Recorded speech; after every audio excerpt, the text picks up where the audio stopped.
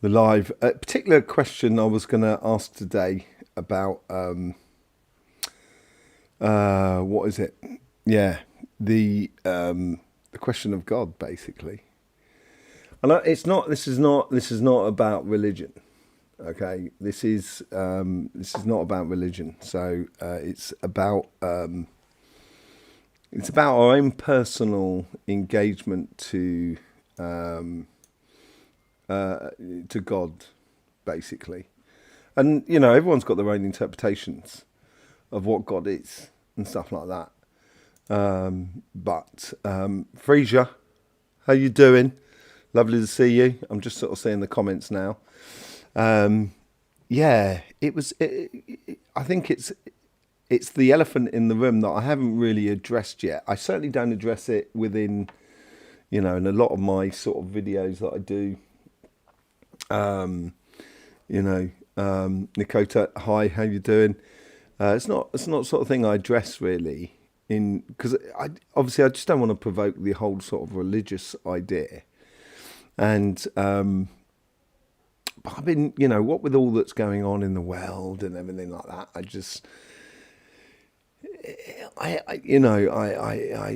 started, I started doing summarizing a video that I want to do. It's about Lynn. Lovely to see you. Started doing summarizing a video. I was out walking the dog. Well, I say the dog, Cody, as you all well know, and sort of summarizing basically how would I perceive Coral? How you doing? How would I perceive God and the Creator, or whichever it's a question of language, of different types of languages and so forth.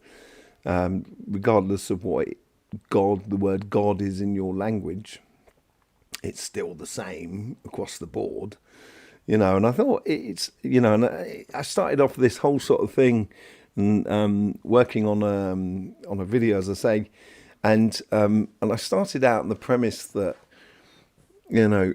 Suli, how you doing? The fact that I started out in the idea, Bagpuss, Joe, how you doing? Sort of saying, God is outside of you and God is inside of you. God is in everything. And it started that whole conversation of what is my relationship to God? And some people choose to engage in a religious engagement in regards to God. Two of my kids are are quite, have they're sort of religious, as it were, in two different religions.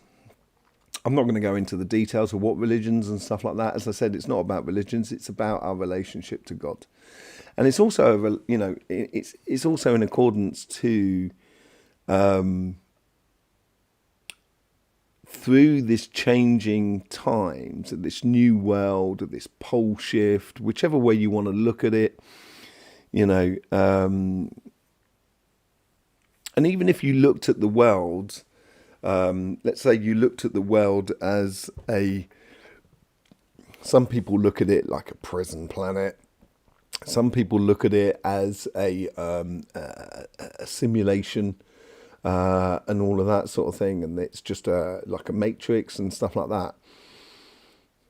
Even if it is a matrix, even if it is a sort of thingy, 5,000 names for God, 5,000 religions, only one God. Okay, I like that. Yeah, it's true. There is only one God.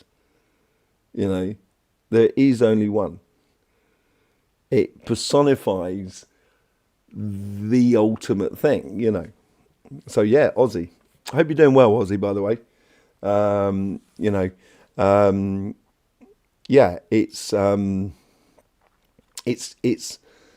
this whole changing thing that's happening. So, if we just look at pole shift, it's like a rhythmical sort of thing, and it's like a chiming of a connection that we have to everything that is around us, that is like a conscious growth each time. And if you look back in the past of how we've perceived our connection to doing great, 7 weeks now. Fantastic. So we're proud of you, man. I'm so chuffed for you, Ozzy. Life is so much better on the other side, isn't it? Life is so much better on the other side. I'm so chuffed for you, Fern. Yeah, you should be proud. You should be proud.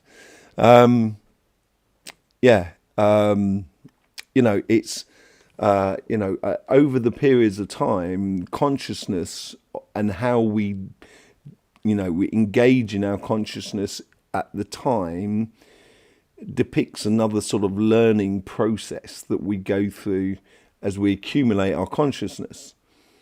Atom energy within our heart center. And when it blasts, you feel your connections to all. Hey, Ozzy. Yeah, well done. Yeah. And the thing is, you can't, and this is where I'm looking at it, because obviously some people sort of say, well, if God was really, loved us and was looking after us, why is there illness? Why is there this? Why is there problems in the world? Why is there wars? Why is all of this sort of malarkey? And it's taken me until now to fully, this is from Sully, by the way, it's taken me to now to truly understand and recognize my relationship with God. It can take a long time. I was fortunate enough to have it at a very young age, my connection to, and it's not like, there's no, people sort of talk about sort of like having, like a higher connection, stuff like that, and it's not really. In an orchestra, you've got some instruments that are playing the lead and other instruments that are playing the backing thing, but without every single instrument in it, none of the music doesn't really exist. So, I was fortunate to have that sort of like connection at an early age, but over periods of time, we've come to learn and understand different aspects of our consciousness and our engagement with God. And in my youth, in my younger days, I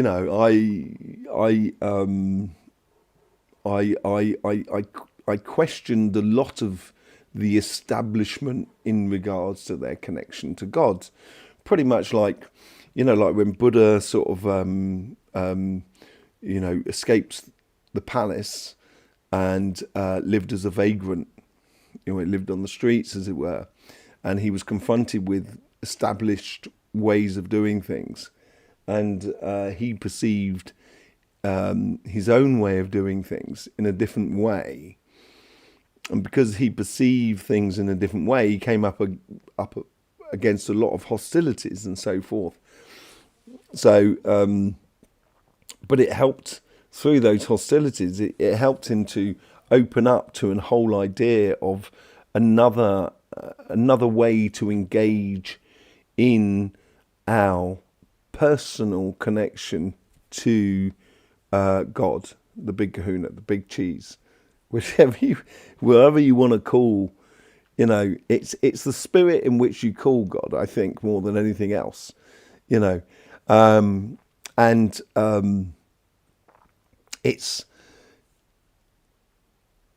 going to become incredibly important, I think. And I think this is what's come up over the last couple of weeks, certainly for me. It's our relationship on a personal level with God is going to become so important as we go forward. Because when I was a child, and I quite literally, quite literally a child, when I was sort of 7 7 years old, and I remember laying down on the wall, and I was speaking to a voice, and it could well be you could perceive that voice as being the inner voice from within yourself, but as a child, I perceived it to be God, because I thought everybody could just speak to God and he would answer. I don't want to say he, but that God would answer. And I was saying to God at that time, when I was sort of 7 and 8, I was in the school playground, and it was summertime, because it was really nice, because I was laying on the wall and just watching the world go round, and I was sort of saying to that voice inside, sort of saying, okay, well, at the time it was in the 1970s, and the Vietnam War came to an end and everything like that, and there seemed to be like an ending a lot of conflicts and stuff like that. And I just kind of went, well, maybe we've understood that warring is not a good idea and everything like that, and we finally worked that out. And I came to the ultimate in religions, and I should love doing RE, which was religious education. When we were young, we should do a class called religious education. You wouldn't learn about one religion, you would learn about all the religions. And the best thing about that whole sort of thing, especially within the in the UK at that time, we learned about a lot of the religions that were present within our culture at that time. So you did have sort of like, Christian, Muslim, Jewish, Sikh, Hindu, and that sort of thing. It wasn't so much like Buddhism and stuff like that. That was something slightly different. But Chrissy, lovely to see you. Absolutely beautiful. And and I as a young person at 7, don't forget I was only 7 or 8 years old, and I just kind of went at that point. Then I said, we've got to understand. The last thing we've got to understand is money. And the thing that was before the whole money thing exploded, because it was in the 70s, and then we got globalization that sort of started happening in the 1980s with Reagan, Thatcher, and Mitterrand, and all of those sort of people. And and I sort of said, I sort of headed off down the pathway as a young person, kind of sort of saying, yeah, well, we need to understand money, and then everything's going to be fine. I was obviously young, very naive, and that wasn't the case. But it was that whole sort of initial connection to God that I didn't need like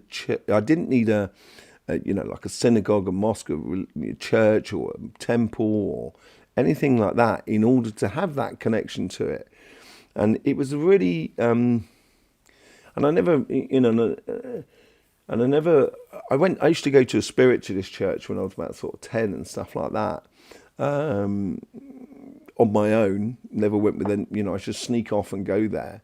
But I wouldn't say I was Christian, and stuff like that. But, in where I was living at the time, there was a big Jewish community as well. But once you start talking about Moses, you get Moses in all the stories. You get it in the Quran, and you get it in the Bible, you get it in the Torah, and it's like, and I was just kind of going, wow, they're all talking about the same thing. Why do they separate them all?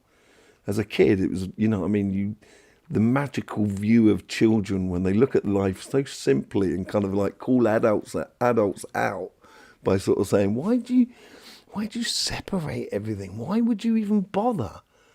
I don't understand it. To this day, I still don't quite understand it. Why,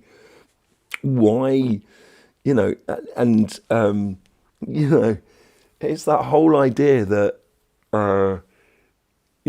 I didn't perceive God personally as a person, sitting on a cloud, and it just didn't work for me. Sort of like, looking down on everything and surveying it, because that was a bit creepy, in a way. It felt, a bit like, voyeurism, people spying on people, and I just didn't have that sort of relationship with the Creator in a way, and obviously through time, and I've read the Quran, and I've read the Bible, and I've read the Torah and everything like that, and it's very interesting. A lot of it is sort of samey in a way. It's a bit like like the Spider-Man trilogy. It's like you get the same story over and over again, but with a different character. And the message seemed to be very much the same. And that's why I kind of thought, well, we must have understood now that religions are all talking about the same sort of thing. This is why I come on to the common sense revolution as well. And, you don't need anything, any sort of, in the beginning, apparently God said, don't write any of this down, and don't depict me in any way, and everything like that. And what did we do? We started writing books about it. It just seemed like kind of going, we didn't even get it from the word off. It was like quite mad. So I will go back through the comments, by the way, but I just wanted to get this whole sort of thought out the way. And because it's really important, our connection to God as we go forward. Really important. I can't express how important it is.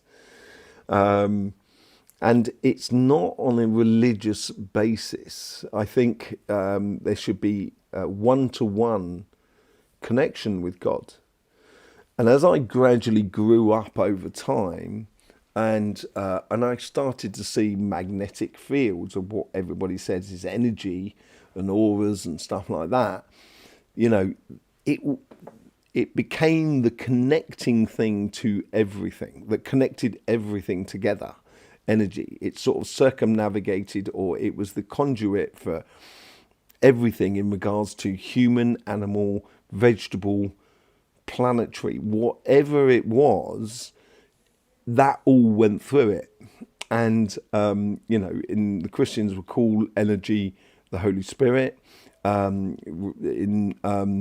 the Muslim faith, it's Bach.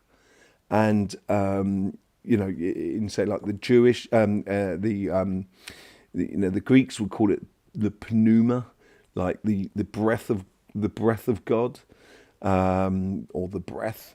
And in Tai Chi and or in sort of Eastern philosophies, you got much more sort of like in the chi energy and everything like that. And this whole sort of connection to energy for me became the temple, or no, not a temple. No, I'm not. No, that's not true. It became the open conversation that we can have with God. Now, once you start getting into that, and the whole idea of energy, and that energy goes through absolutely everything, and it's not just talking about here on planet Earth, it's also across every sort of planet, solar system, the stars, the universe, the whole thing it plays out on, across the board. And it's I've forgotten who said it was, when you can look out at the stars and you're actually only looking at the same thing that is within you. And it's this is where the whole sort of concept or the whole sort of thing, the understanding that I came to about my connection to God was the fact that we are living on a planet that's circling, that's orbiting a sun, and that sun is then orbiting a galaxy, and that galaxy is orbiting a universe. It's a repetitive thing that doesn't stop. It just keeps going and going, and it's the same thing. And that helped me to develop the understanding that, when in religious texts they sort of say, God made us in God's image, and it's God's image is not necessarily a human.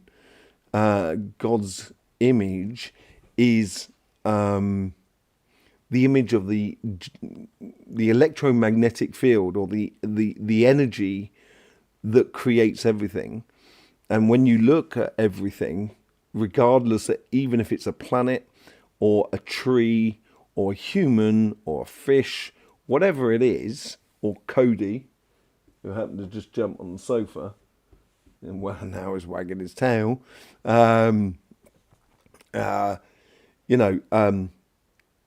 We all respect the same mechanics. And this is the important thing. This is where the relationship between us as individuals and God, per se, is that understanding that everything has its own personal connection to that energy.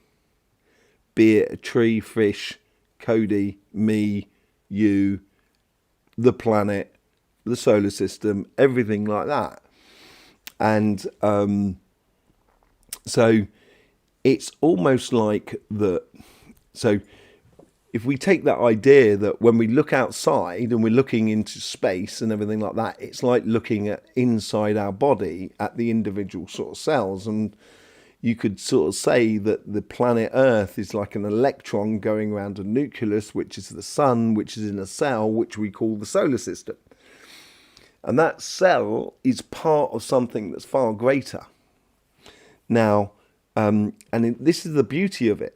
This is the beauty of the idea of God and Creator, which regardless of whether you look outwards or inwards, you're still going to get the same sort of situation. If you look at inwards within you, and this is why I think it's going to become even more important, that everything that you're consuming has got that electro vibration within it, be it broccoli or piece of bread or honey, whatever it is. And what you're doing is you're feeding a system that is made up of cells, as much as our cell or our solar system is also feeding the system, which is the universal vibration that is around us. And I talk about the universal vibration that goes much further than the solar system. And the question is do you and I speak to the individual cell that is within your body? And in healing, I came up against this a lot. So in healing, I was, I've just got to make sure, because sometimes my video stops, and hang on a second. I just need to, because I've lost all the comments. I just want to make sure I've got them. Hello. No, I don't want. Yes, I don't want adverts. Thank you very much. Let me just skip that. Sorry about this. Yeah. So, all of those connections that we have, like a cell, is, do we speak to that individual cell within us? And this is what I discovered in healing, is that yes, you can do. And I'm not sure the cell, when I'm doing healing and I'm working on someone, and say like, and what I'm trying to do is help the body to understand its relation to everything that is around it. But also at the same time, when I'm doing healing, so I'll talk to people, and when I'm doing the healings and what have you, and it's more than anything else, it's the person who's receiving has got to do an understanding within them about their connection to what is going on within their universe, because that's what you are a walking universe. And once we start understanding and having that sort of like perception of our connection to God, all of a sudden,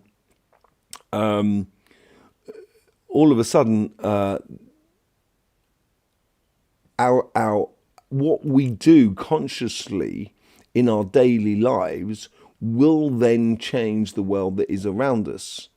And this is why, and it will change the universe, it will change everything that is in the universe.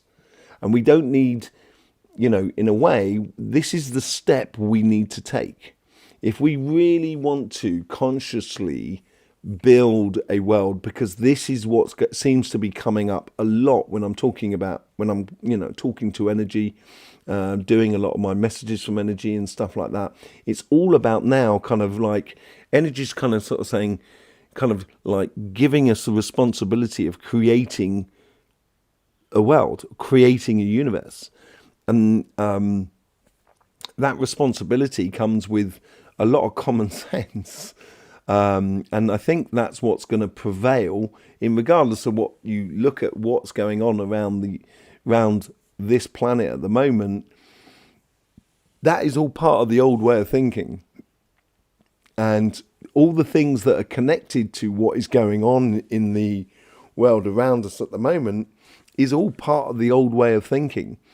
And as we sort of build this new world, and it's building this conscious connection to the vibration, frequency, energy, whatever you wish to call it, be it the breath of God or whatever, maybe that the entity that we are in as a cell, like the solar system, is in a being. Let's imagine that being has health issues, and that may reflect why we've had problems upon this earth, or maybe the universe has problems, and that's affecting a cell. And once it affects a cell, the cell then affects other cells that are around us, and that's what creates the illnesses and so forth. So you can definitely speak to your cells. There's no doubt about it.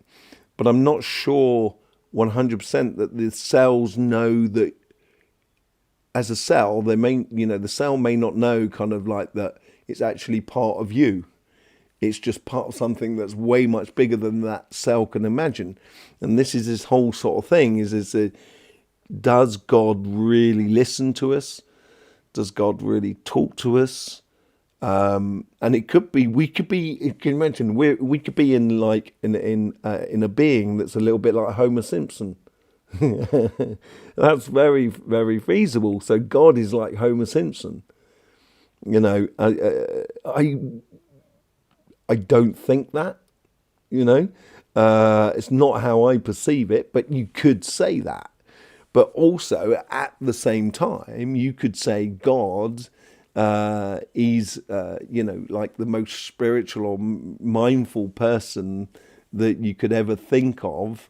And, as a cell, we have to create a new reality that reflects the vibration that helps God out.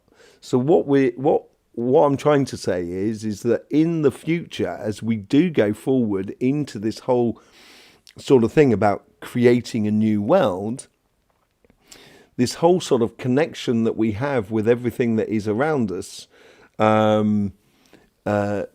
means that we are actually helping God out as much as God is helping us out. So God is feeding us constantly, and but at the same time, as a cell or as a planet, we're supposed to be doing what we're supposed to be doing. Now, this calls into questions lots of things. Well, it certainly did for me. For example, I'll give you a great example. So I was, I think I've told this before, but I think it's quite prevalent, or it's quite well connected to what I'm, this point here is one of my sons, who is now in his mid-20s. At the time when he was only sort of like 13, 14, we were sitting in the garden, and I was sort of saying to him, whenever you do anything in life, it's got to be in accordance with everything that is around you. And sometimes it's not necessarily what you want, it's what is the best thing to do. And so you've got to, help and create and preserve everything and keep the harmony that is within everything that is around us.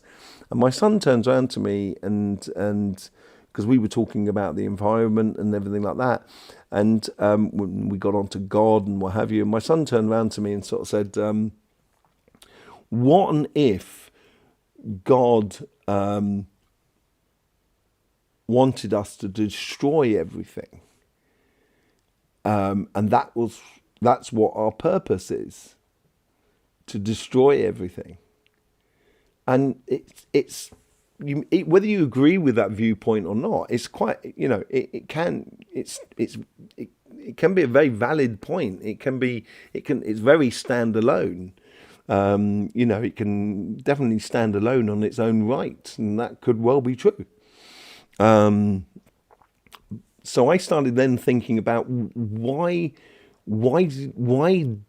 if God is creating everything, why did God allow us to create technology such as cars and so forth that polluted, that created environmental problems and so forth? And then I was kind of thinking, well, is that not a part of the big scheme or the big plan for this solar system? And once you start looking at planets, you can sort of say that the 4 inner planets, which are solid planets, is a process of creating a lot of gas, a lot of water, a lot of things. Sully, yes, see you later. It's creating a lot of things. So we go through this process of going from a physical planet into a gassy planet in the future, in the solar system. And eventually we become like Pluto, where Pluto is pretty much a ball of frozen gas. And that's where the water then goes into, so in Mars, all the water of Mars is actually inside the center of Mars. It's not on the surface, because the magnetic field is pulling it all into the center. And the reason it's pulling it into the center, because eventually the crust of Mars will break off, and that will release the gas and expand the planet. So then as the crust of Mars starts breaking up and floating off, it creates what could be perceived as the asteroid belt, and the gas that is inside sort of like starts opening up and floating about in the asteroid belt. And then as the pole shift goes through, that gas starts pulling back together through a frequency emitted, or an energy emitted from the sun.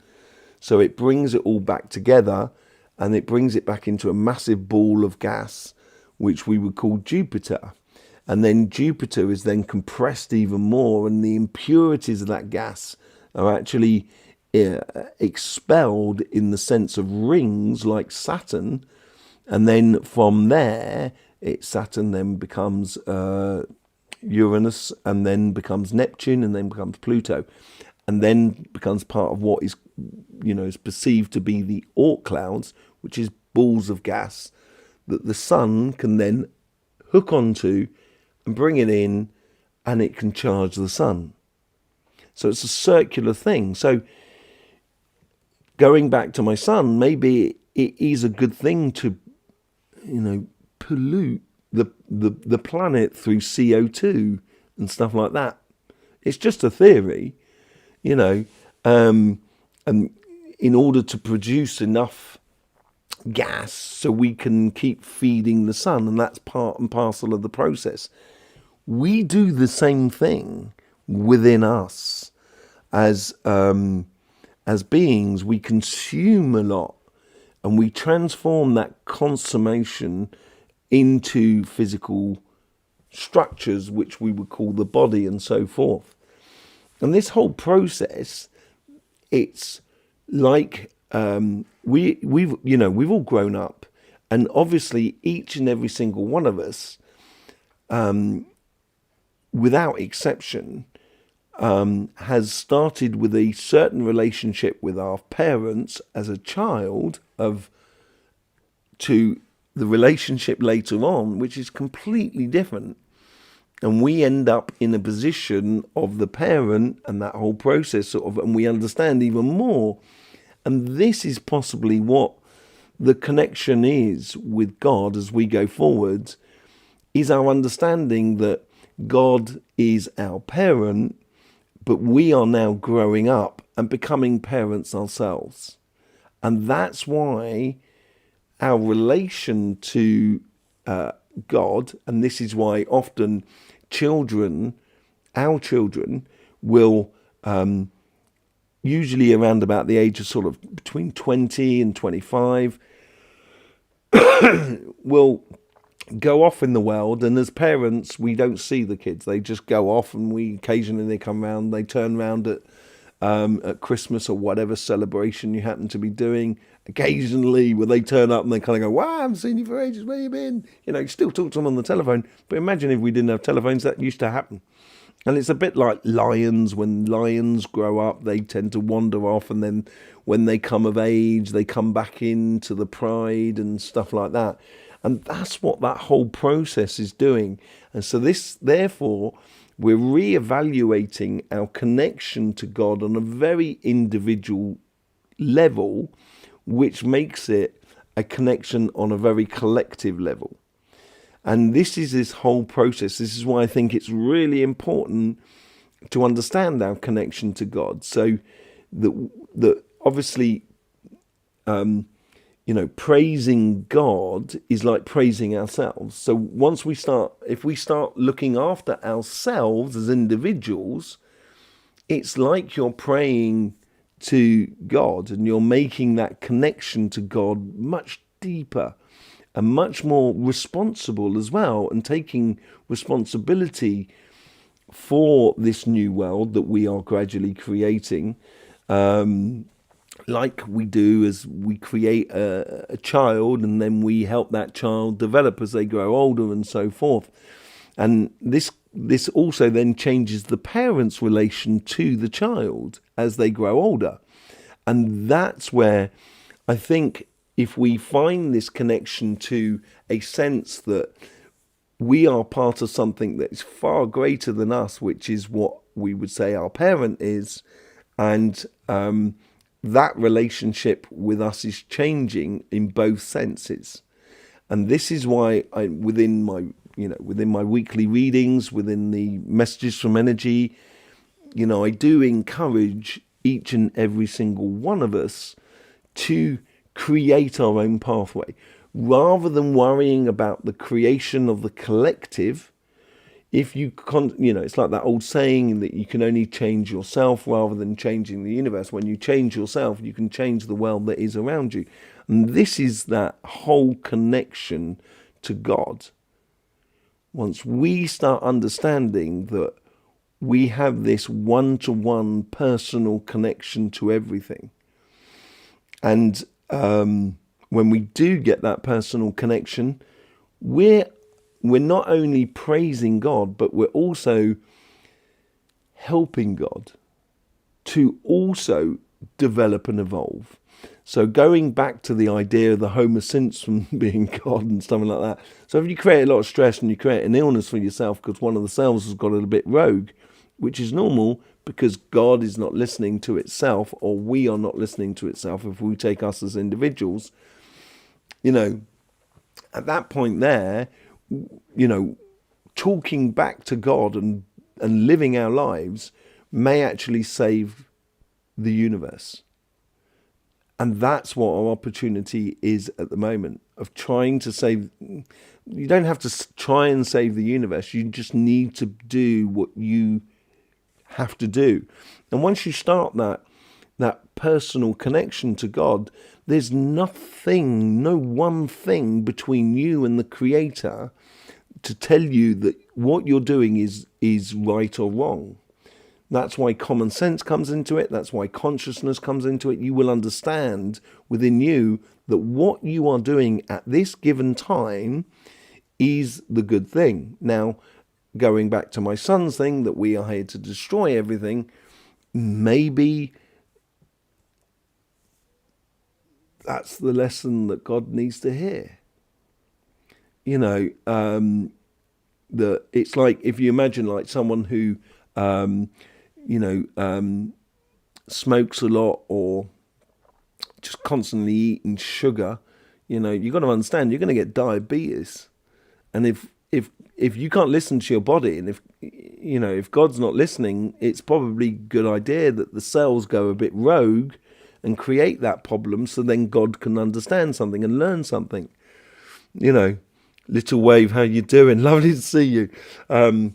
So that whole sort of creating your pathway is the best way. The way you create your own world is the best way to praise and connect yourself to what should be perceived as God, without any other, without anything being in the way of it all. And I think it's going to become really, really important as we go forward. And that may mean that you need to pray regularly to God. And it doesn't necessarily mean that you need to go into a mosque, church, or a synagogue or a temple or whatever. It may mean you need to meditate. It may mean you need to do exercise.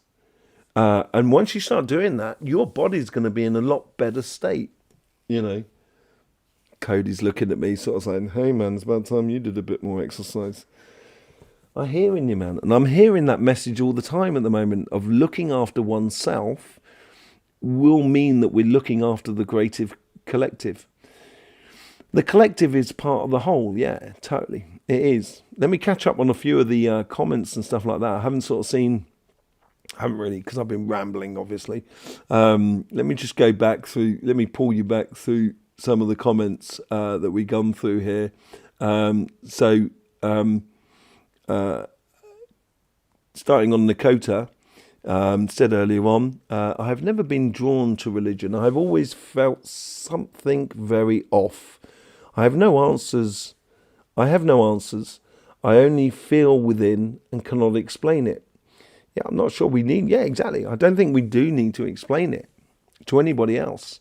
I think we need to start trusting each other that, well, this is as we create a world. Then once we start realizing that you are a universe, and the last thing I want to do is bring detriment to another universe, because it will bring detriment to my universe, and therefore it will bring detriment to the universe that I completely 100% dependent upon.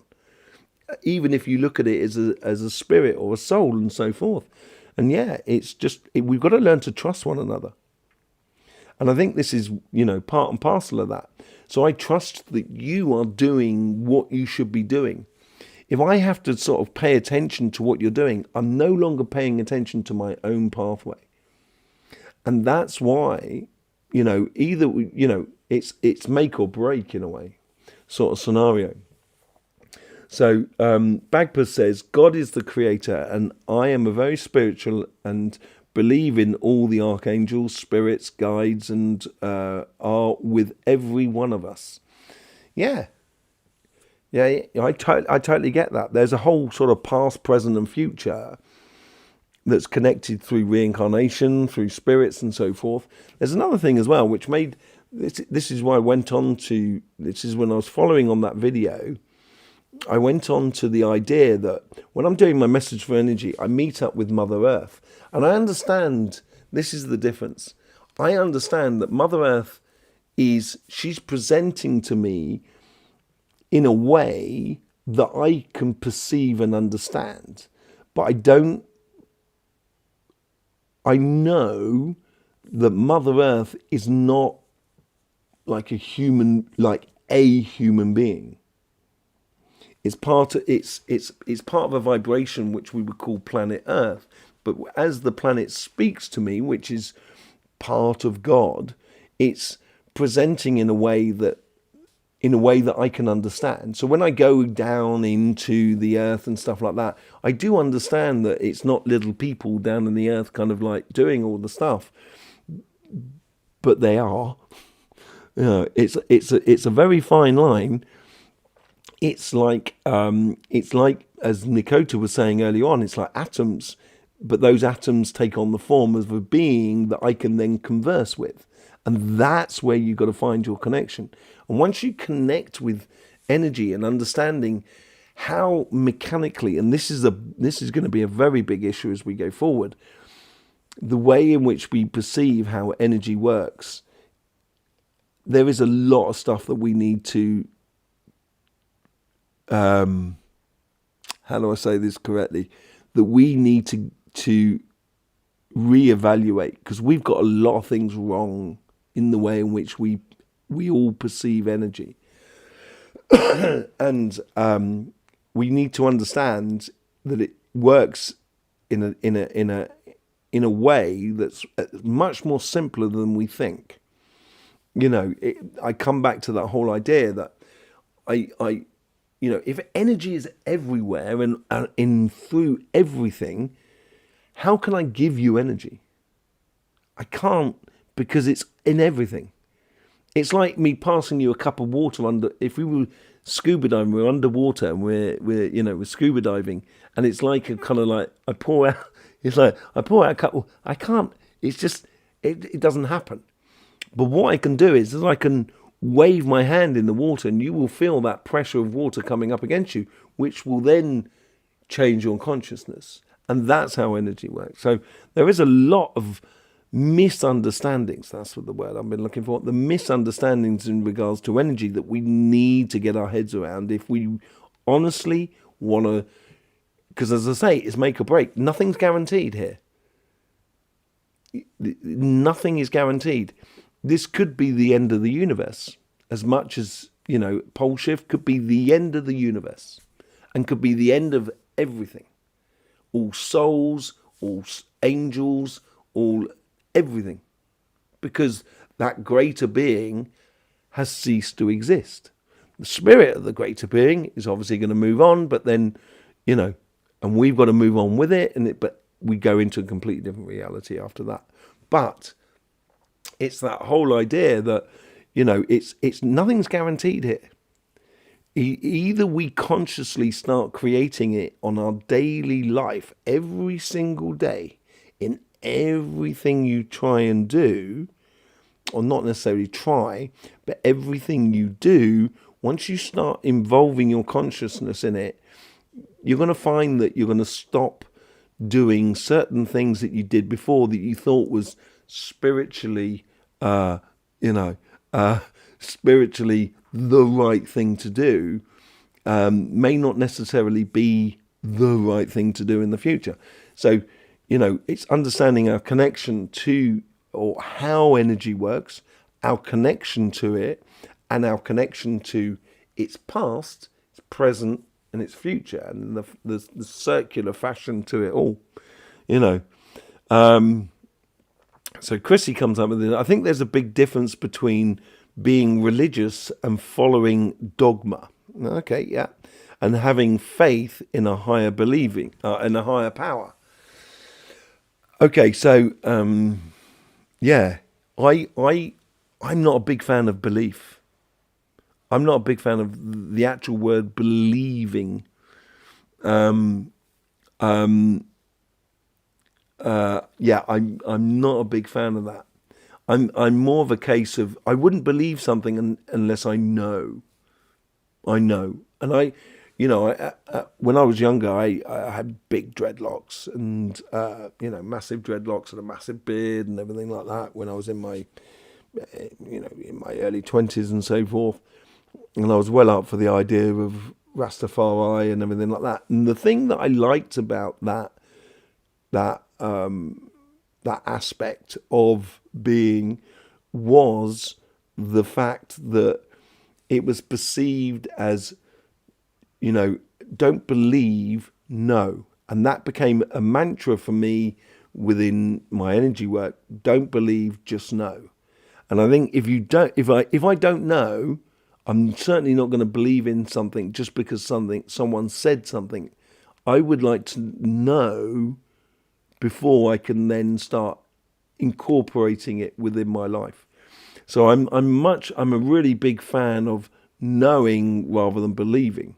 And I know that spirits exist. We can go into the whole concept of God and devil and archangels and everything like that, in the sense of, you can look at it in multitudes of different ways of doing it. But surely, if God is the creation of everything, you know, devil is the God as well, is part of God as well, surely. You can't just kind of go, no, sweetheart. That's my daughter ever going off to bed. You can't just kind of go, no, we're not going to look at the devil. Don't want, and I can understand that. I wouldn't, what I mean? I certainly wouldn't make a deal with the devil, because that's the bad side of us. Or the side that sort of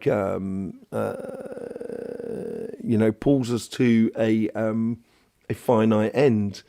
But we've got to understand that also, if you believe the religious texts, the devil was originally the first ever angel, Samael, and surely that's God's first offspring. And I'm not sure God would turn around and sort of, maybe God's got a bad relationship with his kids. I'm not sure you could, I think that in this new world in the future, and it's really weird. I came over to the UK to build bridges. I've been out of the UK now for I'd been out of the UK for 28 years. So almost the majority of my life as yet.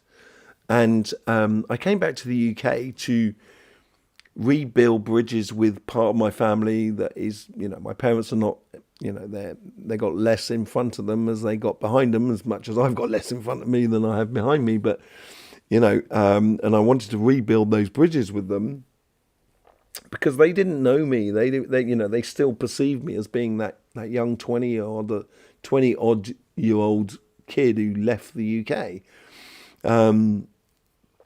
And I feel like I'm going through that. And there's obviously, like every family, there's power struggles and rifts and stuff like that. And, nothing's perfect. Perfection doesn't exist. As I always say, perfection only exists twice in a lifetime. It's the first inhalation and the last exhalation, and I almost feel like I'm in this position where, as I talk to God, I'm also trying to sort of bridge the conflict that you could have between the devil and God, to try and bring it all back to under one common sense. And, I feel that that's part of my role as well. So whenever I do speak to God, I'm sort of saying, have you spoken to the devil lately? Have you spoken to him? You should really reconnect with him. And stuff like that. So, it's the dogma of faith and stuff like that is dependent upon belief. And I think we're moving into now sort of saying, don't believe, just know. Start knowing your connection to God. I think is really, really important. And that will then take us into a faith of believing in not only oneself, but in order to believe in oneself, you've got to also trust everybody that is around you. And then therefore you will believe in everybody else or trust in everybody else. And that's going to, it will go way beyond any sort of religion and so forth. Okay, so you wanted to be a nun when you were in your youth, did you, Chrissy? Fair play. A lot of us have at some point, flirted with the idea of being a priest or being a nun or that sort of thing. So you wanted to be a nun until I saw the parish priest. Oh, here we go. I didn't read the rest. The parish priest eating a prime beef and scotch. Scotch as in Scotch egg? Oh, no, as in Scotch as in whiskey. Right, when we were eating sausages and beer. Okay. Yet still preached charity and piety every Sunday. That comes back to that whole idea of pollution. You know, should we be creating as much gas as possible? It's like I stopped eating. I used to live on a farm when I was 18, 19, something like that. I lived on a farm and we had cows, and it was the first time we'd ever had cows and stuff like that. And the first cows, and one of the cows was 1703. That was the number of her ear tag. She was a lovely cow, the most characteristic cow in the world. Anyway, she had a stillborn, and the first time we put them for calving, they had a stillborn, and I ate meat and everything like that until that stage. And she had a stillborn. She was the first cow to give birth to a calf, and she was mooing all night in the barn. And I was the only one on the farm, and I couldn't sleep because she was just mooing so badly. And so I went out to see her at like 3 o'clock in the morning or something like that. And when she saw me come around the corner, she just put her head on the gate like that and just kind of went like that. And so I went up to her and I grabbed her massive head, obviously, and just gave it a hug. And she sort of like pushed against me like that and everything like that. And I stepped back and I looked her in the eye, and I just understood that she completely was going through the same sentiment that any human was going through. And at that point, then I stopped eating beef, and I stopped eating all meat as well after that. And I haven't eaten beef or anything like that since. Then I went back. Then I went to France. Fast forwarding, sort of like 12 years later on, and in France at the time, France and cooking, it's pretty impossible to be a vegetarian in France. Really pretty impossible to be a vegetarian.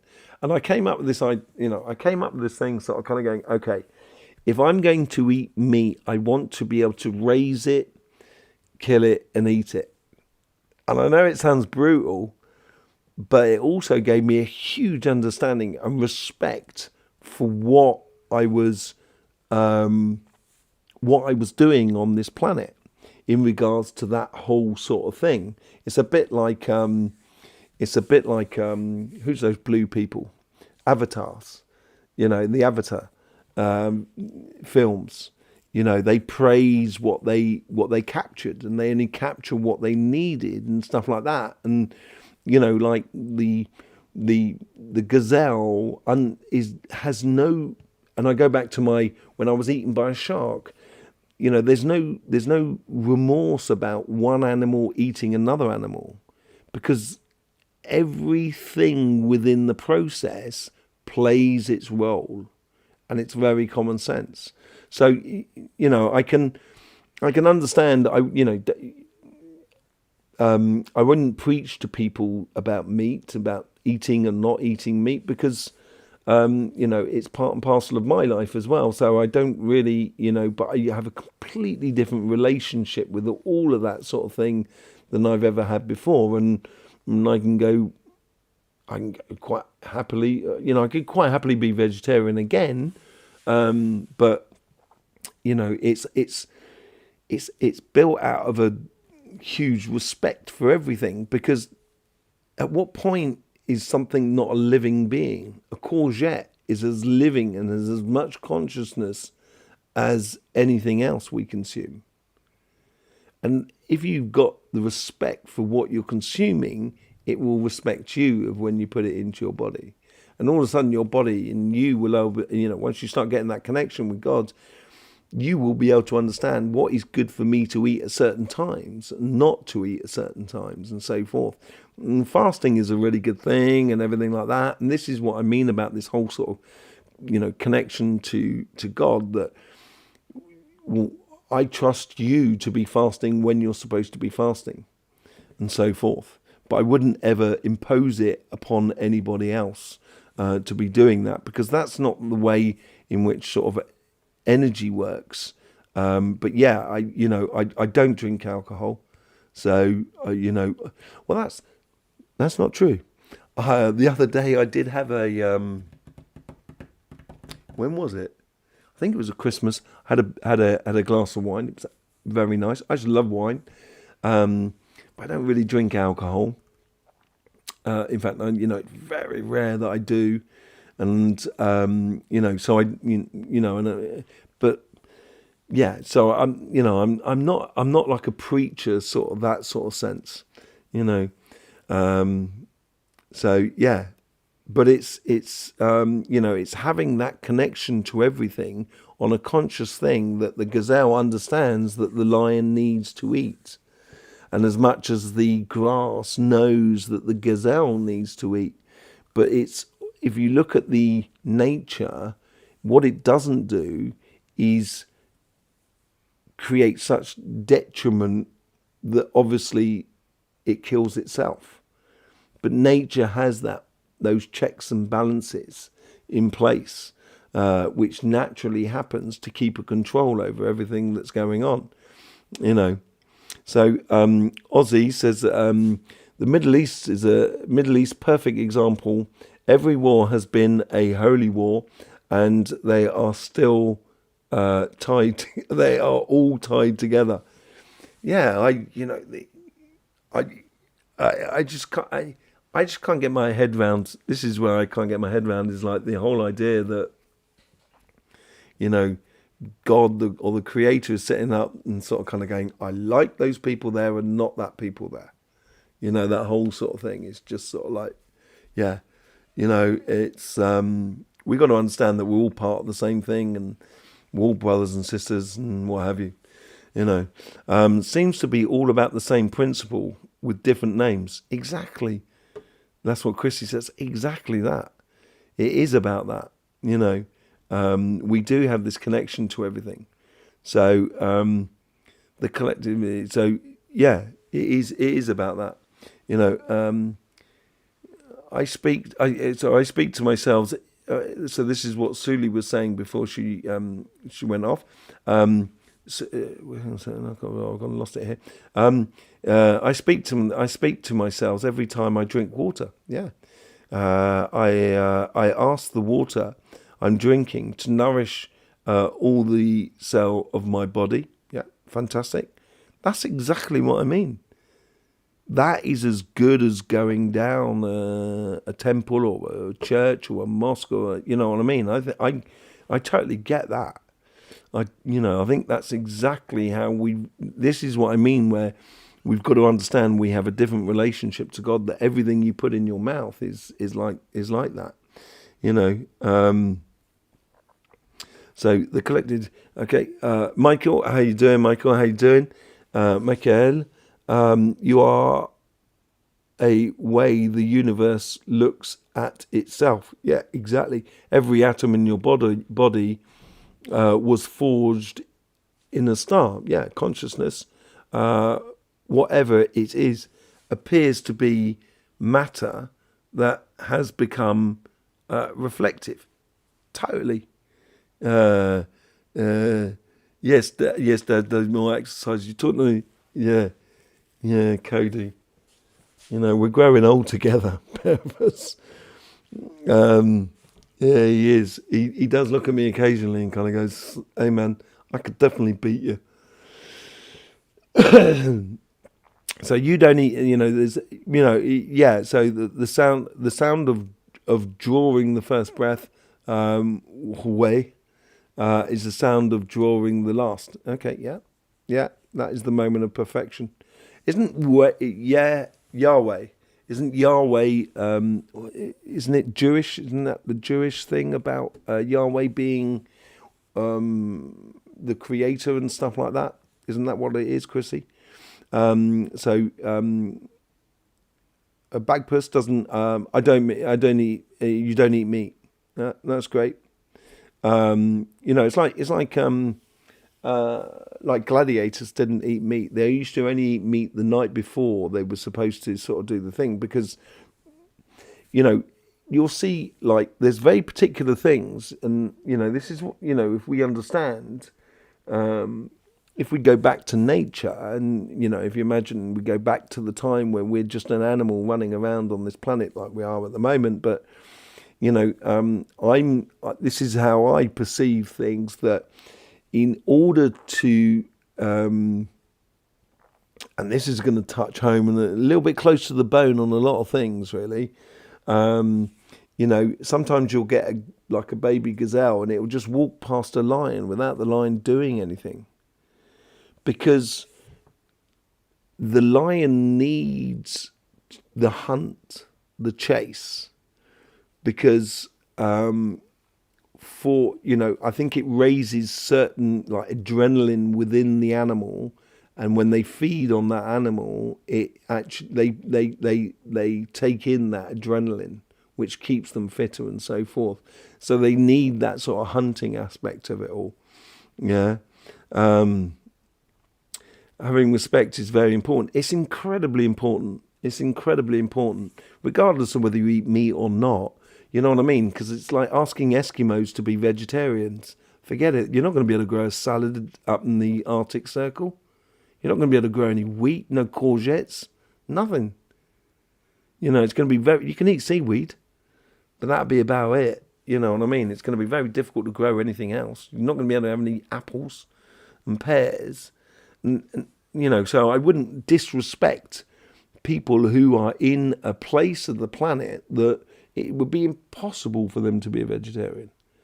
You know what I mean? And it would be so disrespectful to turn around and say, right, no, I'm going to fly all these courgettes from the other side of the world so then you can be a vegetarian. It's like, just kind of going, what? We got to understand, everything is like they say, everything is in its place, and it should be in its place. I was referring more to the stark difference. Okay, so this is, I think that's what I understood, Chrissy, totally. Stark in the perceived, in the difference in the position of the perceived power. The just servants of God were living the high life while the parishioners were struggling. Yeah, there's no respect there. It's, I think it's finished. We're finished. We are absolutely done with.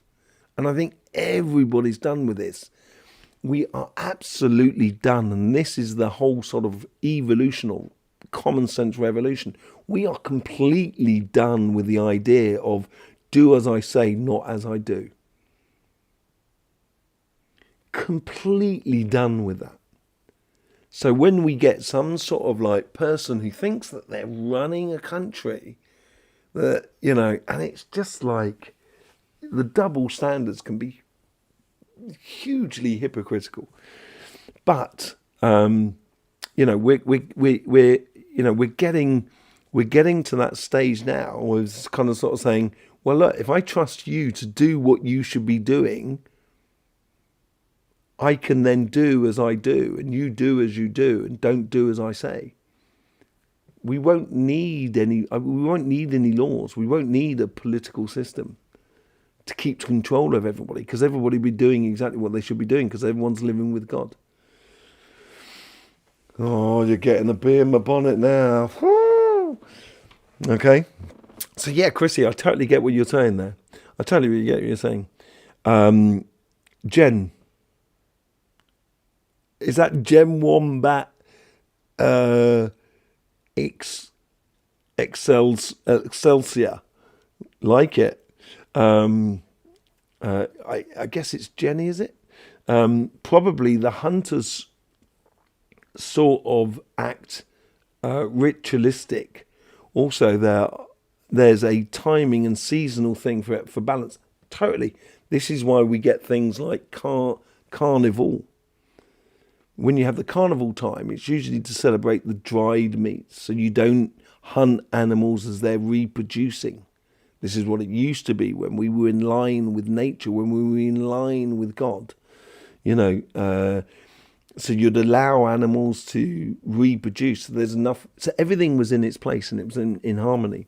So yeah, so balance. Totally get that. Willy nilly, like when the settlers in the US herded the buffaloes, and yeah, totally. The North American population at the time totally understood that concept. And it's such a beautiful. It's something that in the Akashic libraries, we've lost a lot of the native people from Australia. A lot of that part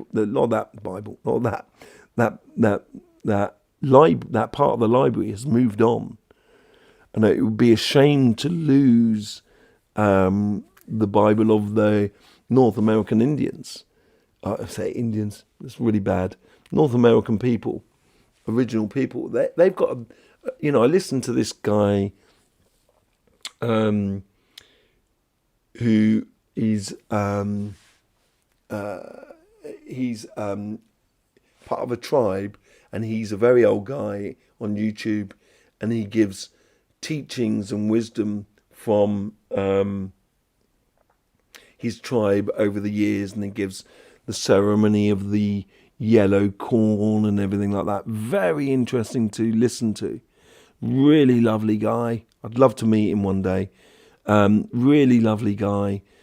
Brings a lot of understanding, a lot more understanding than maybe he's in realizing that he's giving, but absolutely beautiful, beautiful understandings that he brings forth in that whole sort of celebration. And, it's the whole sort of thing of like the Harvest Festival. We've given it over Harvest Festival to Halloween. It's just like, anyway, I've really got a bee in my bonnet tonight, and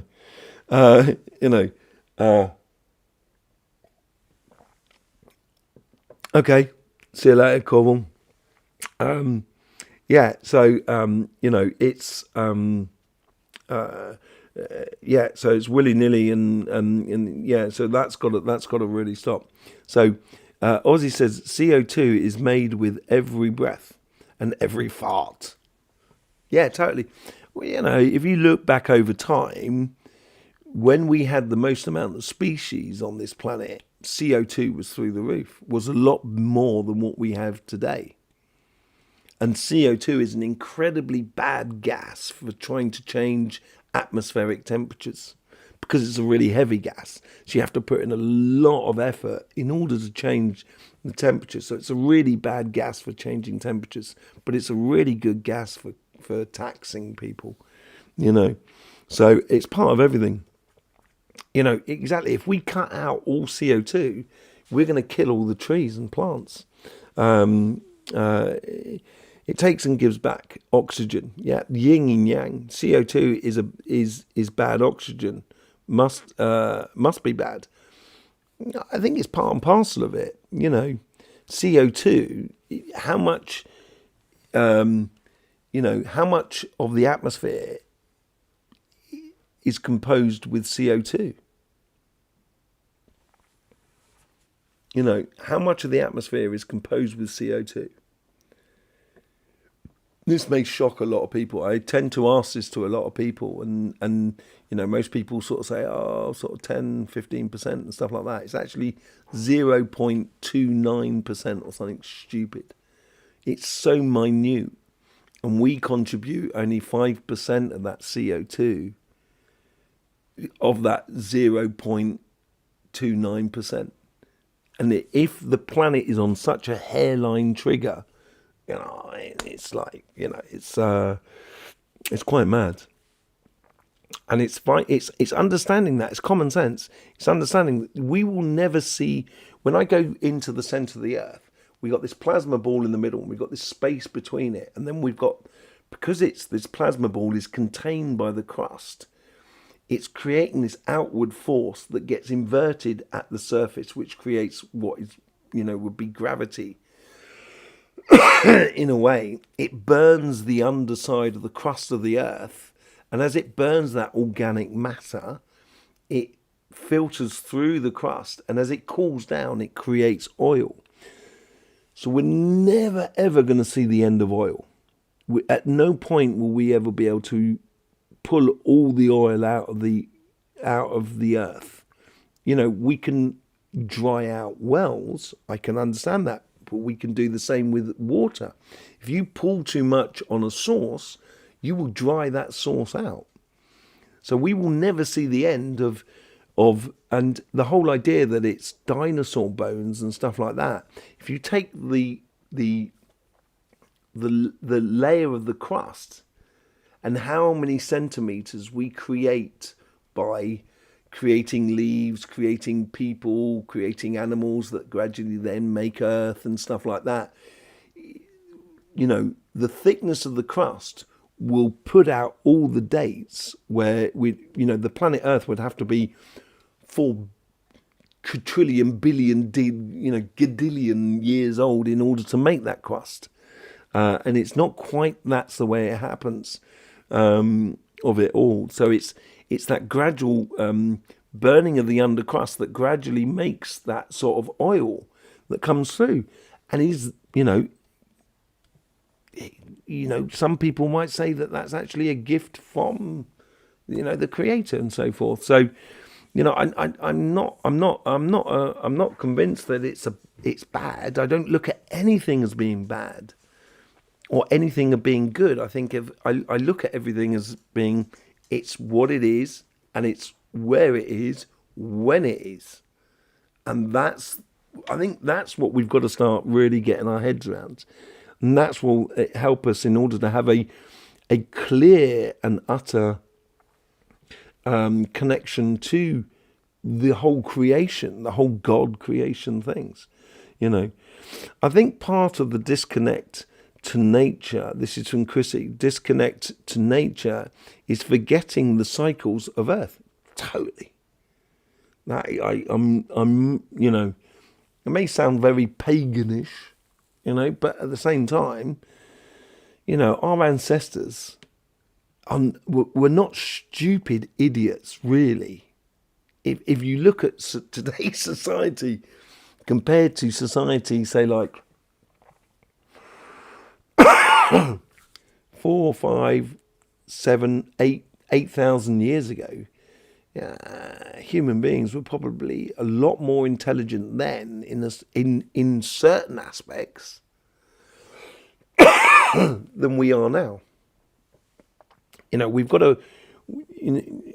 What is intelligence? It's not education. That's not what it is. So we totally need to get back into that. We expect to get pineapples in the winter. And disregard, pineapples usually, off a plant, you only get a pineapple once every 2 or 3 years, naturally. In order to make it do every year, you've got to put a particular type of isn't it an acid or something that they've got to put on it, which provokes the fruit, provokes the pineapple bush or plant to start growing a pineapple, and it causes huge amounts of problems in Côte d'Ivoire in Africa, because people were putting the chemicals on the plants in order to get the pineapples without any protection, and then they were putting those chemicals on their body and then causing major problems for their body. Thank you. Okay, so understanding those cycles is really important. Excuse me. Maybe I've been talking too much. I've been babbling on too much. Thank you, oil. I have always said is the blood of the earth. Exactly. Well, this is why we shouldn't pull all the oil out of the earth. Because what the oil does in the crust... Excuse me. Hang on a second. I just have to speak to my throat. That cough comes from a genetic problem that I have within my family. Or my family has this genetic problem. So, if what we do is when we're drilling for oil to get the last of the oil out, we force water down into the well, and then that makes the oil go to the surface, and we can pull the oil out, and then that dries it out. But if you imagine if you cut yourself and you were just constantly putting water on it, you know, it will. You end up creating a greater problem for that cut. It doesn't allow it to heal. So you often, you know, one of the good things to put on a cut is honey, for example. It's a really good. It's an antiseptic. It keeps it. Has a hermetic barrier against everything. And the oil, what the oil does is, so when we've got these eruptions of energy coming out from the central ball, which is a plasma ball in the center of the earth, and it hits the surface, the crust. When we've got oil in it, in the surface, it's much more flexible. So we will reduce harmful earthquakes. If we take the oil out of the crust, then it's going to crack and make the surface really dry. So you know, I look at it like that as well. You know, it is like sucking the blood of planet Earth when we're using oil. And if you go to like I was in Kenya and stuff like that with the Maasai tribes, you know, and when they shoot the arrow into a cow, and then they take the oil out, and then they drink the blood, and then they close the hole up, so then the cow still keeps growing and still keeps living, so they don't have to kill the cow, but they get part of the nutrients from it. And I think we need to have a similar sort of relationship in regards to the blood of planet Earth, which is oil. You know, we've got to understand that we shouldn't be just taking it all out of the ground. You know, we've got to come to this concept that, you know, but then that's the way in which we live has got to change. You know, there's this thing in France called, what's it called? It's a blah blah car. Okay, so blah blah is obviously talking. And what you do is I can go on blah blah, and I can say I'm going from this town to this town on this day at this time. If anyone wants to jump in my car and come along with me, absolutely brilliant. And on the website then, they ask for a contribution for the people that jump in the car with you. Therefore, you also get finances back in order to pay for the petrol and stuff like that. But at the same time, you're not travelling around with an empty car. It seems ludicrous to be travelling around with an empty car. You know what I mean? You know, I understood that going in London, sitting in traffic where everybody's sitting in a car, just one or two people in one car, and just kind of, as a young person, I was just kind of thinking, this is ridiculous. Absolutely ludicrous. And we should start, you know, getting our heads around the idea that, you know, once we start, imagine if we could trust one another, we wouldn't have to fabricate, you know, we wouldn't have to manufacture locks, we wouldn't have to manufacture a lot of things, we wouldn't have to do a lot of things which is detrimental to nature and so forth. We can then start sharing cars together. We can then start it would be, the planet Earth would be an amazing place. Then all the aliens would want to come here. They're not going to come here at the moment. They're not allowed to, because we've got to go through that consciousness. That's the thing. This is why aliens are not going to be coming here. And I'll tell you that now. The reason being is because consciousness is infectious.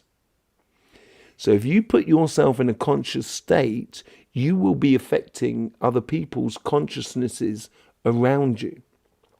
So if they turn up now with us having a bad conscious, or a conscious that's not developed enough, will affect them. But also at the same time, as much as say like the Conquistadors, who were the Spanish lot that went to South America, and they took TB to the rainforest and they killed, and or the settlers, they took over a lot of illnesses to North America, and that's what wiped out a lot of the population, because the introduction of illnesses in that place there, you know, that population wasn't ready to receive that. They hadn't gone, their immune system hadn't gone through it. So aliens will not come to us simply because they will be infecting us with consciousness that we're not ready to perceive. And it's against all universal laws that they are allowed to do that. So if you're watching anybody that's sort of saying aliens are going to be coming here to save us and stuff like that, they're talking absolute BS. And everyone in the universe knows it. That's the thing. So do not listen to channels that sort of saying, the Federation is coming to save you. They're not. They're not. In theory, they're not even allowed to be born into this consciousness through our reincarnation system, because it would be not only detrimental to us, but detrimental to the universe as well. And we know that. We have been through this process and we've learnt that with Eve, the whole thing. Anyway, get rid of money would be the better. That's what I was saying. That's what I was saying at the beginning, Ozzy, when I was sort of saying we need to understand money so we can get rid of it.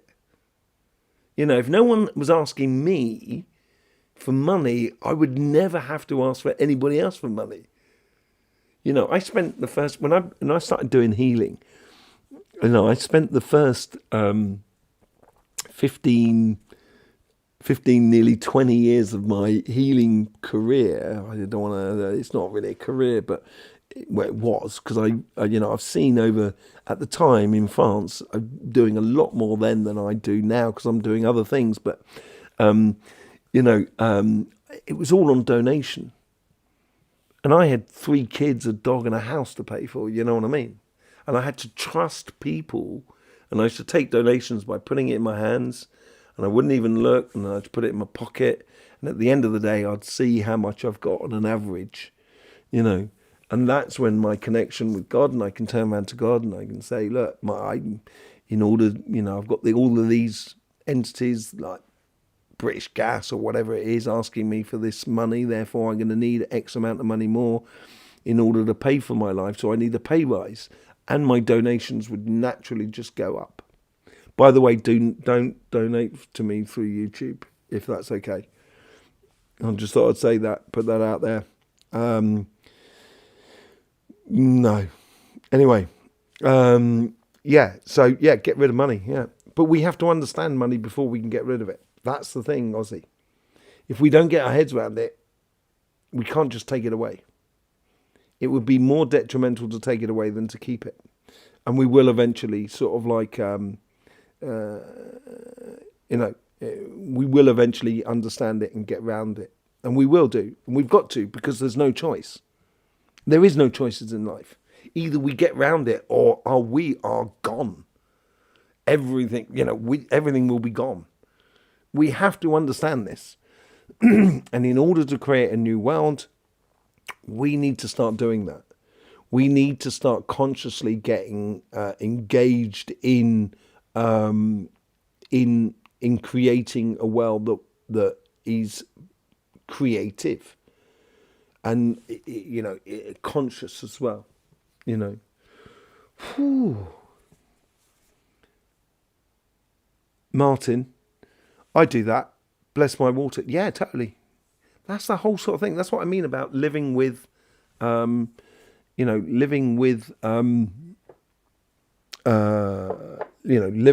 in harmony with God. It's the whole praying thing. You must have seen the stuff on, Dr. Emoto. That's been out for sort of like 30 years. I remember that as a kid. Dr. Emoto sort of stuff. How you pray to water and how you're, and if you're abusive towards water and stuff like that, how it all sort of changes and everything like that. We are huge amounts of water and, and at the same time, we're huge amounts of void as well, and these are basic stuff that we should have understood a long time ago. I used to read tarot, but only accepted donations, yeah. I'd end up with pot plants. Pot plants, yeah. I used to end up with chickens, pate. Oh, this is in France. So you got to understand it. It's like people used to bring you pate that they used to make. They used to raise the pig and everything like that, and then make the pate and everything like that. And so, yeah, I should do that. Frozen dinners, yeah, jars of coffee, all sorts. Yeah, I know. It was mad, isn't it? And I'm very, yeah, I totally get that. But unfortunately, also I tried giving a chicken to British Gas, and they, for some strange reason, they didn't accept it. I thought it was hard currency. But yeah, no, it is. It is. It is because the thing is with donation. This was another thing about it, because also it asks the person who is giving to also have a conscious, be conscious about what they're giving, and it was, because a lot of people used to sort of say to me, "Well, how much do I give you?" And kind of go, "Well, that's not for me to say. How you give whatever you I wouldn't ask. Don't put yourself in trouble. Basically, you do whatever you feel is right." And trusting people to do that was incredibly liberating. Incredibly liberating.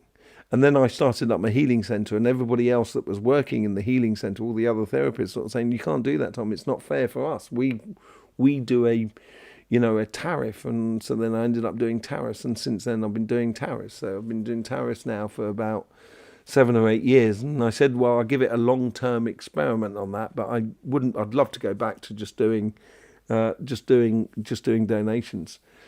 Understandable not using YouTube donations. Yeah, don't. Because YouTube, I've been doing an investigation on YouTube, and yeah, they're royally blocking my channel physically. It's nothing to do with an algorithm here. This is human intervention blocking my channel. So, and I've been investigating it now for some time, and I've just started using AI to investigate it and everything like that, and it's become blatantly obvious. So, and for what reason, I have no idea. I have no idea why. I don't swear. I'm not abusive. I don't incite anything. Just beggars belief. Why? I don't understand it. So I've given 5 years to YouTube now, and I wouldn't want to give them anything more. So if I was you, don't ever donate anything to me on YouTube, please. If you really want to give me a donation, send me an email and I'll send you my bank details, and you can send me a donation like that. But don't ever give me a donation through YouTube. Not until they start, playing properly. It's a shame, because I actually love YouTube. I think it's a fantastic platform. I really do. I think they've got I think it's I really do like it. But it's just, for some reason they've got a bee in their bonnet about me. They tend to block those who are speaking. Yeah, they do tend to block those who are not speaking. When you look at certain channels that are talking about energy and they're getting like 200,000 views, and when I look at what they're saying and just kind of going, "Oh, I understand why they're doing it, because that's part of the delusion to stop you concentrating on what is really going on." So if you look at what is going on in the world at the moment, regardless of what you think about it within the world at the moment, it's also a huge distraction from other things that are going on in the world. I'm not going to say it, because otherwise YouTube will, ban me or whatever. You know what I mean? I don't want to give them email address. Well, it's very simple. The Astroflower at. I'll put it here if you want. It should be in the description. I've just put the address. No, the Astroflower. At gmail.com. Yeah, it is phenomenal how they've been blocking me. And once I've put through the hang on a second, hang on a second, what's going on? I can't write a message to you. So it's the Astroflower at gmail.com. Oh, there it's gone through eventually. Well, okay. So it took a bit of time. For some reason, it's calling me Tom Lawless. I don't know where that came from. They've changed loads of things. I couldn't even see my stats the other day. I do speak the truth, and it's not always what you know what I mean. It's not always what everybody wants to hear, unfortunately, because it doesn't adhere to what's been fed to everybody over the past sort of like 15, 20 years. You know, the well-being movement it's been brilliant. It's the strides forward that we've made has been absolutely phenomenal, but there is huge amounts of misunderstanding within that whole sort of world as well. And some of the truths are not necessarily kind of it wouldn't be considered a PC. Yeah. So yeah, I mean, if you ever do want to make a donation to me, you're more than welcome to, because YouTube not helping me. But you just send me an email and I'll. So Kevin, well, Kevin's not on here tonight, but Kevin, thank you very much, my friend. But yeah. So yeah, if you ever want to, but anyway, as I said earlier on, that's all right, Ozzy. Pleasure, my friend. If British Gas or I'm not picking on British Gas because I don't actually, I don't know if they exist anymore. But whatever, if the electrical company wasn't asking me, I wouldn't have to ask anybody. Scott, I saw your stuff earlier on. If no one's been on to Scott's thing, you should go and Scott, put a link in here. Scott does this sort of like show. It's a bundle of joy. Scott is a bundle of joy. There is no doubt about it. And he promotes conscious and non-profit charities for... I'll tell you what, Bagpush, you should speak to him as well, because he'd love to do your sort of thing that you do with your dogs and everything like that. He does a lot of stuff about bringing awareness of non-profit organisations that's trying to bring awarenesses to people in marine life, apparently, Scott, which is absolutely brilliant. I'll send you a pot plant. Yeah, send me a pot plant. I tell you what, I'd love a pot plant, Chris. I love plants. Yeah, send me a pot plant. I'd love it. But yeah, it's no, Scott does. It is a bundle of joy. Go and he talks about Scott talks about non-profit organisations that basically spreading understanding about marine life and whales and dolphins, all marine life and various other things as well. Does a really good job over there. Doesn't get hardly any support from YouTube. I can know that. I can see that, and you know what I mean. Unfortunately. Which is a shame. But Scott, lovely to hear you sing. As from one singer to another, it's always lovely to hear. Yeah. So thank you as well, Scott, for being here, and thank you because you support this channel as well by sharing it with everybody around as well. So it's absolutely beautiful to see. Yeah. So yeah, our connection with God.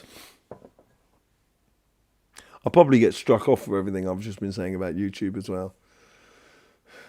Won't be the first time, but and I will say to YouTube, I'll look at camera one. I'll look you straight in the eye, YouTube. I love your platform. I think it's absolutely brilliant, and I don't know what I've done wrong, apart from the fact that maybe I'm not. Doing the talking points or deluding people.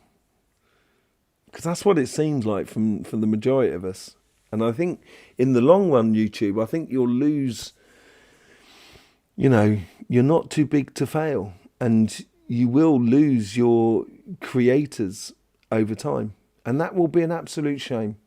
It will be a shame for everybody. So, it'd be nice if you did. But anyway. God, how do we get from God to YouTube? That's terrible. So yeah, finding your connection, our individual connections to God, and following that pathway in the future will be absolutely paramount, as we go forward.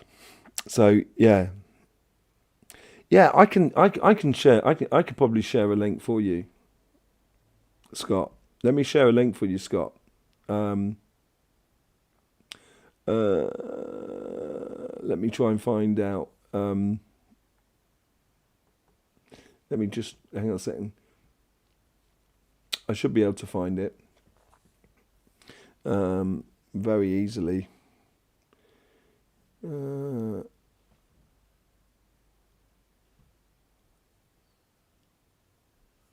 Okay. Oh no, here we go. Just done that, and then let me just try and find. I'll find a link unless Scott, if you've got a link that you can post. I can't see anymore because I'm looking for a post for you. Oh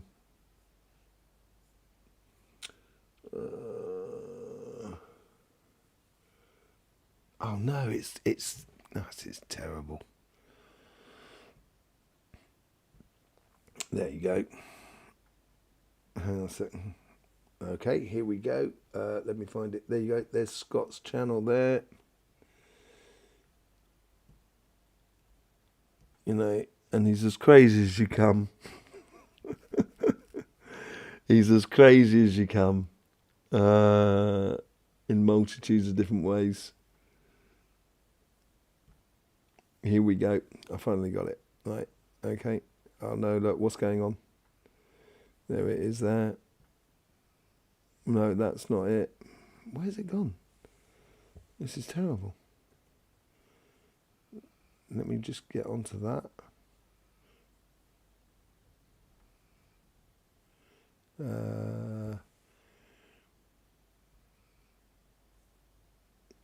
There you go. There's his sort of thing there and stuff like that. I'm not going to turn into and I don't normally do sort of sharing and stuff because I don't want to become like some sort of like publicist for stuff. Ida, how you doing? Yeah, so there you go. Scott, have you just come in and said hello and buggered off, have you? He's a busy man. He's a busy man, saving lots of birds. Every time I speak to him, he's always saving a bird somewhere. It's very funny. But yeah, there's his link, so you can go and have a look at it. He's spreading the joy. Very interesting. Yeah. So I could promote a channel once a week, but I'm not a publicist. I'll just tell you that now. So please don't inundate me with requests to do it. I can do one a week, as I say, but I'd have to start up a I'm going to start up a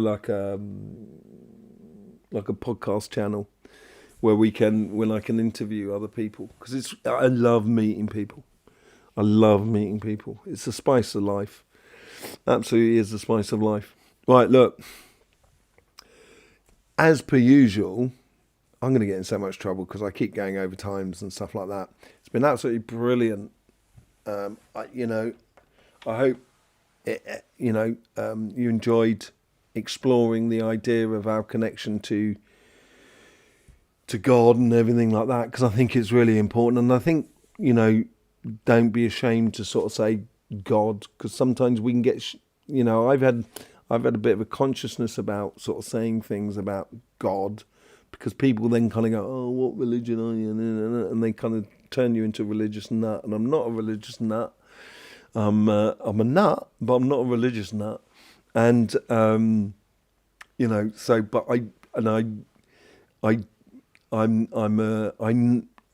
enjoy my connection to God in everything I do. And I would encourage everybody else to have that same sort of connection with God and everything like that. So, there you go. Thanking you very much for being here. Really do appreciate all the, it's been over the last 5 years. It's been an absolute I think it's 5 years or 6 years, whatever it is, the amount of time I've been doing this. It's been an absolute brilliant journey, and I've met some brilliant people. Parry, I haven't seen you for some time. I hope you're doing well.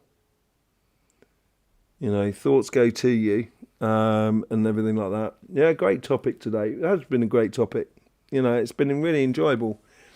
You know, and I think it needs to address that elephant in the room. And I'm going to be going into on another channel. I'm going to be going into a lot more of those sort of things and so forth.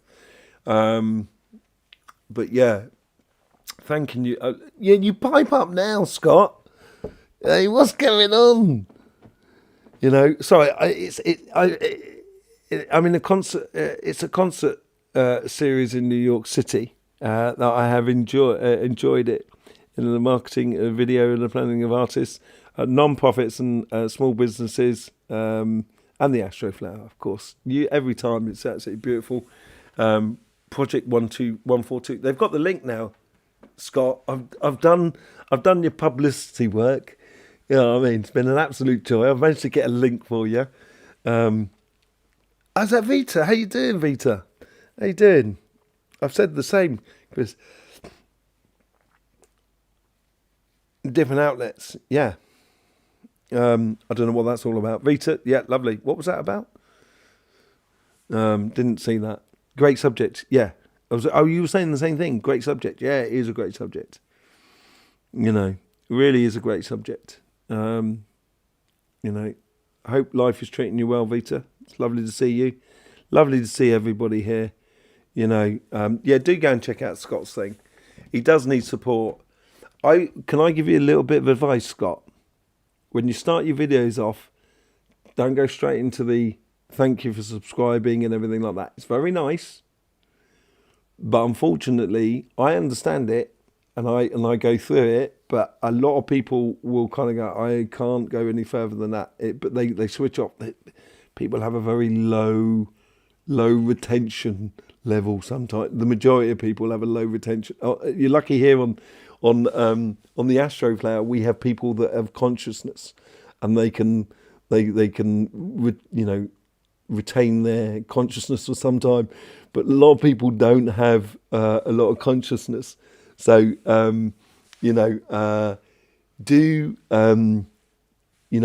say it at the end and keep it as short as possible. I had to take it out of my videos because it became annoying even for me to listen to. No, you have a kind face. He's got a lovely demeanour. You know. I love those photographs you sent me about the birds that you were saving as well during the winter. Was it last winter? Or was it this winter? I can't remember. I will have a good week, and you, Little Wave. I hope life is treating you well. You know, I thank everybody for being here. Really do, Scott. Little Wave. Chrissy, beautiful. Vita, lovely to see you. Frisia, Ida, Ozzy, thanking you very much. Really beautiful. Great news to hear about you, Ozzy, and everything like that. Lynn, fantastic. Martine, absolutely beautiful. Thanking you for being here. Jen Wombat, like that. Thank you, Jen. For being here. Bagpurse Joe, absolutely brilliant. Michael, lovely to see you as well. Suli, brilliant. Lovely to see you as well. Nikota, sorry. Lovely to see you as well. Absolutely fantastic. Julie, lovely to see you as well. Yeah, nearly forgot that. Yes, absolutely brilliant. Thanking you all for being here. It's always an absolute pleasure. I will see you soon. In the meantime,